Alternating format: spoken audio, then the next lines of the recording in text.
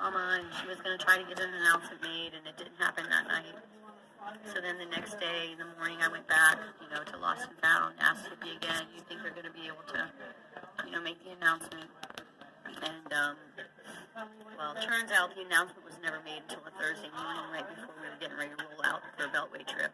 And so the announcement was made, and people in the crowd were yelling, it's at the med trailer. They turned a wallet in at the med trailer.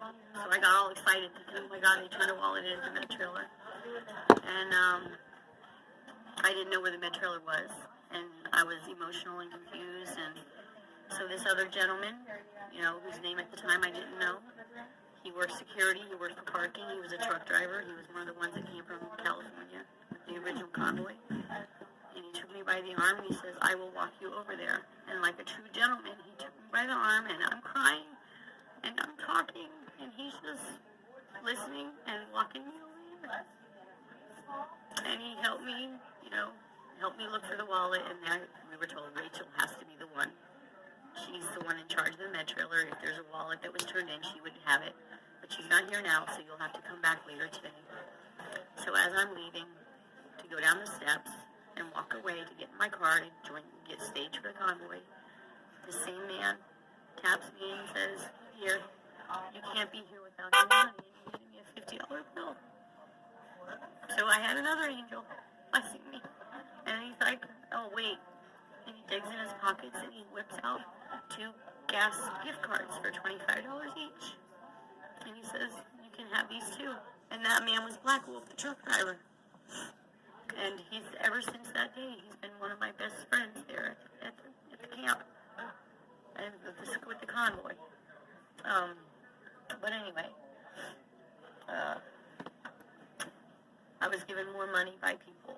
And I went back later on, and I did try to find my wallet, and Rachel didn't have it. And we had a snowstorm that was coming, predicted. Received a text message from a concerned friend saying that, hey, I don't think it's a good idea for you to stay at camp. You might want to go home since you live close, because this is going to be one hell of a storm. And so I did, and I got home at about 11:30 at night. And my mom was there waiting up for me. Bless her little heart. Moms are. They know their kids are coming home. They have to stay up until they're safely in the door, right? So I walk on in and talk to my mom for a while, and I have an apartment in the basement, so I go to my apartment, and there's a basket on my door where all my mail's kept.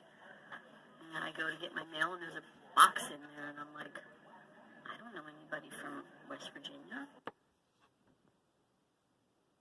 Mom, and I'm like, hey, Mom, I got a package here from somebody in West Virginia. I don't know who lives there. She's like, well, open it up. So she hands me, her little scissors, and I open it up, and I'm floored. Because inside that box was a letter and my wallet. That is awesome. All my money was gone.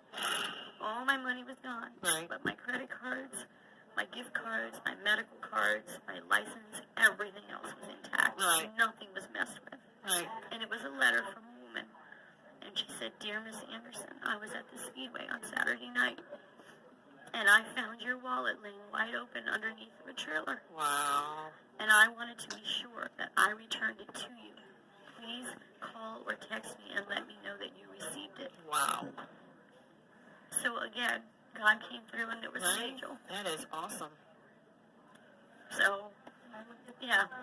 And I had already changed all my credit cards. I canceled everything. Yeah. I even ordered, a new license, But, so the very next day I did. I called this lady and we talked for 45 minutes and she told me the whole story about how she had bent down to tie her shoe unexpectedly, just out of the blue. There it is. And as she's coming to stand up, she sees on the ground under the trailer, the main stage trailer, where all the meetings were held and the music was played and the poems were read, and she found my wallet wide open on the ground. That is crazy. And she said to her husband, honey, there's a wallet on the ground. He says, no, babe, your wallet's in your purse.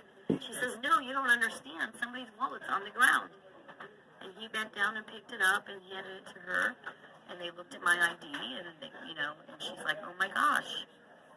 And the amazing part of this whole story is that she worked for the Department of Motor Vehicles, and she was aware of identity theft and everything, though, right? So see how God works. Really cool. So I talked to her. Cool. I talked to her for 45 minutes, and she said her and her husband and her friend, they scoured. They were like staring at my ID, and they kept going around the crowd trying to find me that very night to get my wallet back to me, and they never saw anybody that resembled me. Wow. So she and her husband was like, "Well, turn it into security," and she said, "No, I want to personally make sure I return it to her." Right. Wow. So that's what wound up happening. So had that not happened, I wouldn't have met, so the wonderful people that I did, because then later on in the camp, I was walking around with a friend, and we hear this music, and we're like, let's go see where the music's coming from. We thought it was karaoke.